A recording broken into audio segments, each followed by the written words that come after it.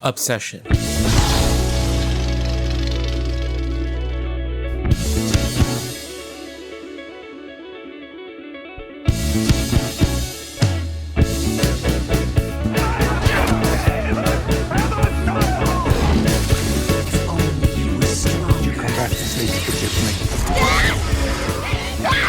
My soul.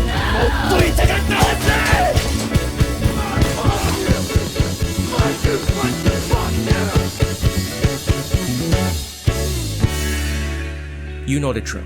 That one character who just can't let go, whether they're chasing a singular goal, an idea, or even another person. Obsession is a huge part of how stories are told in movies, TVs, and games. It's what gives us everything from heartbreaking villains to super-driven heroes. In today's video, I'm going to dive through some of my favorite ways in which obsession shows up on the screen, from characters dead set on revenge or power to those totally fixated on love or their art. Allow us to dive deep into this trope, starting with Sasuke Uchiha's journey stands as a quintessential exploration of obsession, rooting itself in the catastrophic trauma of the Uchiha clan massacre and the revelation of his brother Itachi Uchiha's role in said massacre. This singular, all-consuming drive for revenge against Itachi and subsequently against the elite village that orchestrated his clan's demise becomes his sole compass of existence. Initially, this powerful obsession proves Sasuke with an almost superhuman result, propelling him to seek out forbidden knowledge and power from figures like Orochimaru, and awakening the increasingly potent Mangekyo Sharingan and its abilities. This relentless pursuit grants him an undeniable edge in combat, transforming him from a prodigious but ultimately typical shinobi into one of the most formidable forces in the Naruto universe, seemingly granting him the strength necessary to achieve his dark aims. The advantages of this path are starkly overshadowed by its devastating costs. Sasuke's obsession acts as a corrosive agent, systematically eroding his humanity and severing his most vital connections. It drives him to abandon Team 7, betray the bonds of friendship with Naruto and Sakura, and commit increasingly morally ambiguous acts, including aligning himself with sinister organizations and attempting to kill former comrades. His worldview narrows dramatically, blinding him to truths and the nuances that don't serve his singular goal, transforming him from an avenger into a perceived terrorist in the eyes of many. The pursuit of revenge leaves him in a constant state of internal turmoil, plagued by hatred and utterly isolated. He achieves immense power but sacrifices his emotional well-being, his moral compass, and the possibility of a peaceful existence, illustrating the harrowing reality of while obsession can forge unparalleled strength, it often does so at a catastrophic expense of one's soul. While Sasuke's arc vividly demonstrates the self-destructive nature of revenge-fueled obsession, leading him down a path of increasing isolation and moral compromise despite vast power gains, he is far from the only character to embody this consuming drive. Shifting from the world of shinobi to a galaxy far, far away, we find a strikingly similar thematic exploration in the character of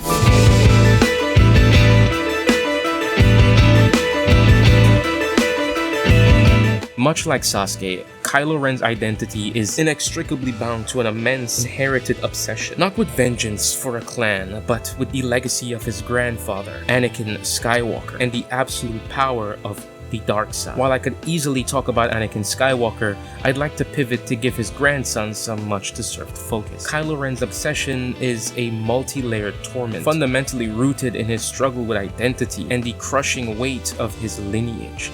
Unlike Sasuke's clear-cut goal of revenge, Kylo's fixation is a complex blend of idolization and self-doubt towards his grandfather, Darth Vader. He is determined to finish what Vader started, a perceived quest to eradicate the last vestige of the Jedi and fully embrace the dark side. This obsession manifests in his emulation of Vader's appearance, from his menacing mask to his unstable lightsaber, and in his desperate, often theatrical attempts to prove his commitment to Snoke and the First Order. The pros of this path are fleeting and illusory. It grants him a perceived sense of belonging and power within the First Order hierarchy, and his conviction fuels his aggression in battle. He believes he is shedding weakness and growing stronger by embracing the darkness. However, the cons are devastatingly apparent. This obsession creates a perpetual internal conflict, a constant pull to the light that he desperately tries to suppress, leading to violent outbursts and emotional instability. It isolates him from his family, culminating in the tragic murder murder of his own father, Han Solo,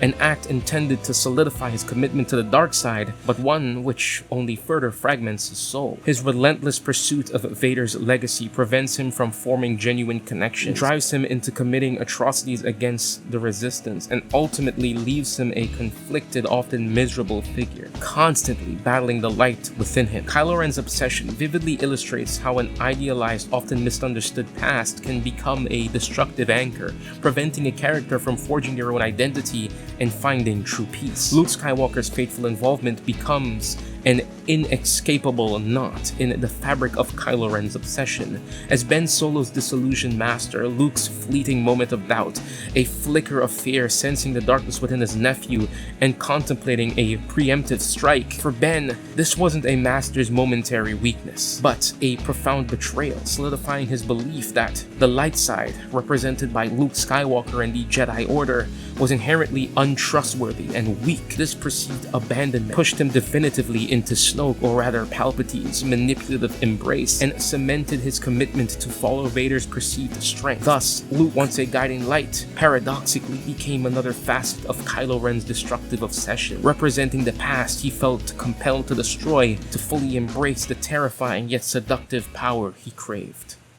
Moving from characters shaped by inherited legacies and galaxy-spanning conflicts, we encounter another compelling and indeed often debated portrayal of obsession within a different kind of post-apocalyptic landscape. Just as Kylo Ren's relentless pursuit of distorted ideals led him down a dark, cynical path, we find Abby from The Last of Us Part 2 driven by an equally consuming yet profound human vengeance.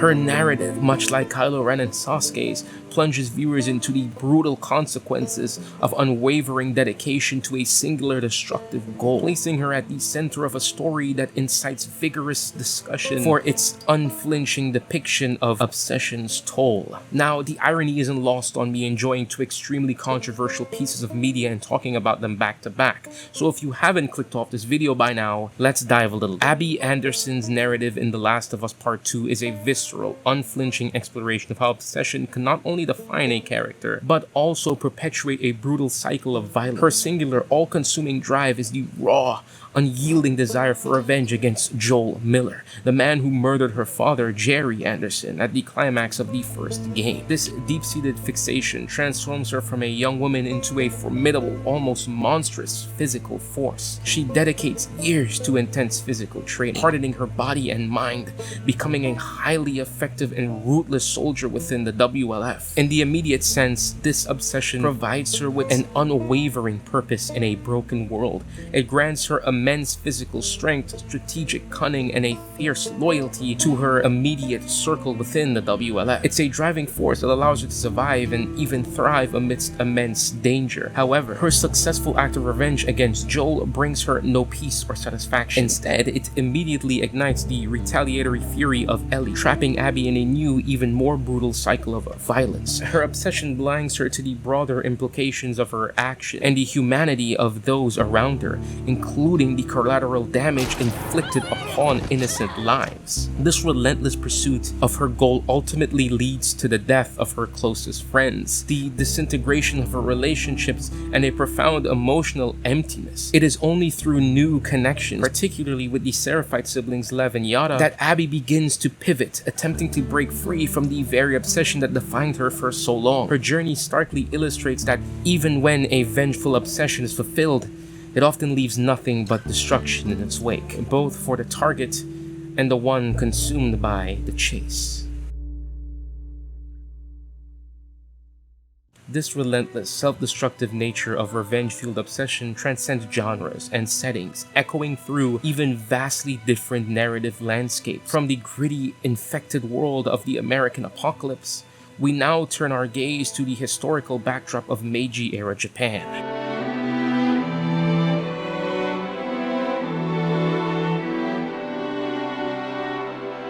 Enishi Yukishiro from Rurouni Kenshin embodies another poignant and ultimately tragic figure consumed by a singular consuming vendetta. His very existence is predicated on avenging a loss, demonstrating how the wombs of the past can forge an unbreakable and ultimately destructive chain of obsession across time and circumstance. Rurouni Kenshin is among one of my favorite series of all time, and within that, Enishi is my favorite character, and his battle with obsession is just as fascinating, maybe even more so than anyone else on this list. But before we get into Enishi, if you've enjoyed what you've seen so far, please subscribe to the channel. Thank you all. We've hit 14,000 subscribers and I want to get to 20k by the end of the year. And on the topic of support, I'd like to shout out two of our channel's sponsors. First of all, I'd like to thank Whitebox Entertainment for reaching out to me and sending me this care package to showcase the upcoming Tougen Anki anime. As of the recording of this video, this series is already out on Netflix and Crunchyroll, and so the lovely people at Whitebox Entertainment sent me a little care package here with the first volume of the manga and a little guide for the anime. The bloodlines of Oni and Momotaro have been passed down among certain humans for generations. Over thousands of years, these two factions formed the Momotaro Agency and the Oni Agency respectively, and have been locked in internal conflict. We follow the main protagonist, Shiki Inose, who earns of his Oni lineage after he was attacked by one of the Momotaro. Again, this series will be available to stream on Netflix, Crunchyroll, and Amazon Prime weekly, so pick your poison. So guys, do me a huge favor and check this anime out. Now, for the second sponsor of this video, I'd like to shout out Factor Optical for letting me pick out two beautiful prescription glasses. If you guys are trying to get you some sweet glasses like these, or any glasses really, click my referral link in the description and use code BEYONDANIMATION for 10% off your new purchase, and I get a commission for every purchase you make. It helps out the channel, and it helps you out to get some cool glasses. With all of that out of the way, let's get back to the points of this video. Enishi's existence is entirely predicated on an all-consuming obsession with vengeance against Kenshin Himura for the accidental death of his beloved older sister, Tomoe. This trauma, vividly depicted in both the Trust and Betrayal OVA and the live-action film, where his hair famously turns white from the shock, is exacerbated by his haunting obsession with Tomoe's fleeting smile, the very last expression he witnessed on her face before her tragic demise at Kenshin's hand. This vision of her serene happiness brutally snatched away forges an unbreakable chain of hatred that defines his every waking moment. Crucially, Enishi's quest transcends mere retribution. It transforms into a twisted, desperate attempt to regain that lost smile, or at least the peace and purity it represents. He believes that by inflicting upon Kenshin a suffering so profound, it would constitute a living hell, a torment mirroring his own endless agony. He can somehow retroactively rectify the past and fill the void left by Tomoe's absence. This singular obsession grants Enishi extraordinary drive and a chilling strategic brilliance. From building the formidable Shanghai Mafia and amassing immense wealth to recruiting the diverse and powerful Six Comrades, he develops a unique, aggressive fighting style that leverages his nerves to enhance his power and speed, a brutal testament to his self-driven evolution, as he systematically dismantles Kenshin's life and reputation before delivering the ultimate psychological blow by faking Karu's death. Designed to inflict the exact kind of helpless despair he attributes to Kenshin. Yet, despite his immense power and the chilling effectiveness of his revenge plots, Enishi's path is overwhelmingly tragic. His obsession utterly consumes him, stripping him of any semblance of peace or genuine happiness. He becomes a prisoner of his past, unable to forge new connections or find meaning beyond his vendetta. Even after coming face to face with Kenshin at the final standstill, he remains tormented and unfulfilled, proving that even the most meticulously executed revenge ultimately leaves a hollow victory, and the longed-for smile remains forever out of reach. Enishi's story is a stark illustration that while obsession can grant formidable capabilities and a clear, albeit dark purpose, it ultimately isolates and destroys the individual from within, leaving them trapped in an endless cycle of pain. Enishi's story ends bittersweet like most on this list, as he forgoes his revenge to save Karu, realizing that Tomoe would never grant him grace for his pursuit of revenge based on a fundamental misunderstanding of history. While Enishi's obsession fixates on a brutal past and the twisted hope of restoring a lost innocence through vengeance, the concept of an all-consuming drive takes a strikingly different yet equally intense form when directed inward, shifting from historical samurai drama to the high-stakes, sweat-drenched world of modern jazz.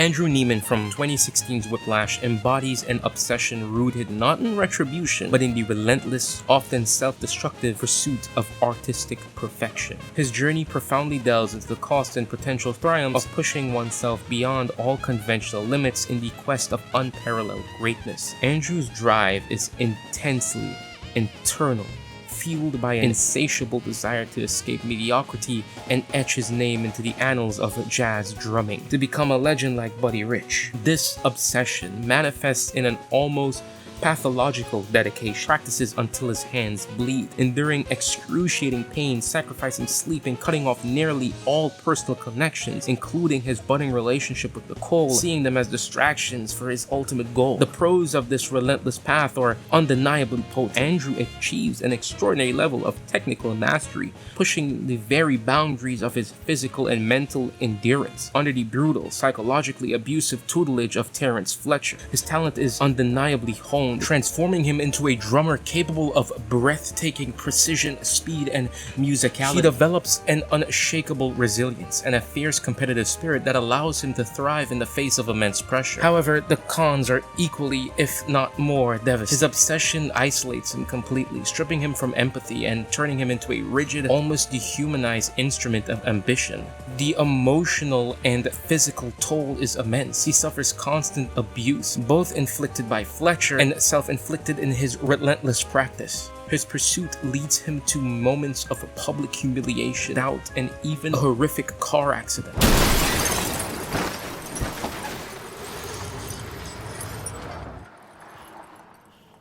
Ultimately, his journey becomes less about the joy of music and more about a brutal, masochistic quest for validation. The film culminates in an electrifying, cathartic drum solo, a moment of undeniable brilliance where Andrew seemingly achieves his impossible standard. But at what cost to his soul?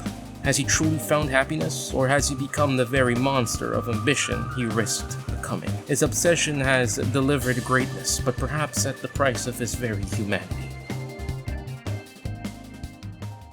Moving from the high-pressure confines of a jazz conservatory to the brutal, existential landscape of a deadly game.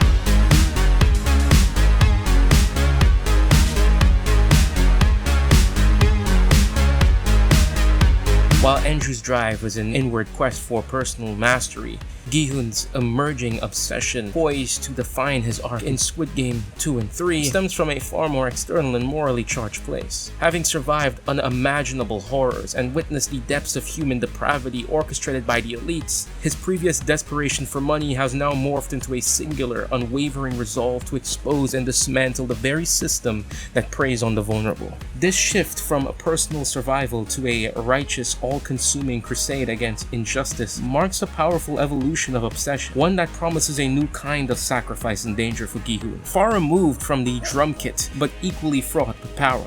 Having survived his brutal gauntlet, Gi-hun initially attempts to resume a normal life, grappling with immense trauma and the overwhelming guilt of his survival. But his encounter with the dying Il-nam and the subsequent re-emergence of the frontman fundamentally shatters any hope of peace. This drive compels him to abandon his flight to see his daughter, effectively sacrificing the new life he supposedly won and the newly acquired riches that came with said win.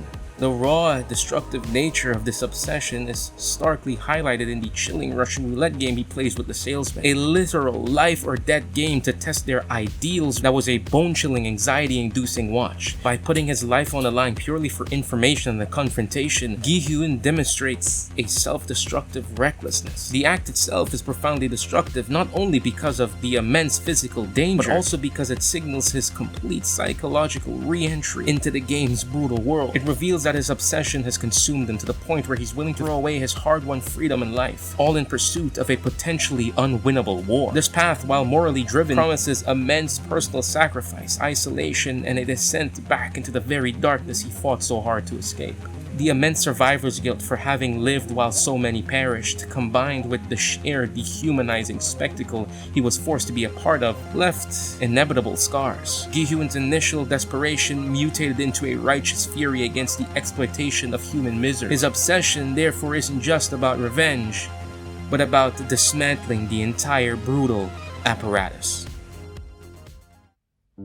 What these characters vividly show us is that obsession is rarely a simple force. It's a double-edged sword capable of granting immense power, focus, and the drive to achieve the seemingly impossible. Yet time and time again, we see it demand a devastating price. The sacrifice of relationships, a descent into moral ambiguity, profound psychological torment, and often an ultimate emptiness no achieved goal can fill. These stories aren't just thrilling narratives, they're powerful reminders of the fragile line between passionate pursuit and self-destructive fixation, urging us to question what we truly gain and what we irrevocably lose when we allow a singular purpose to consume our very being. This is Grim Toki. This has been Beyond Animation, and I'll see you in the next one.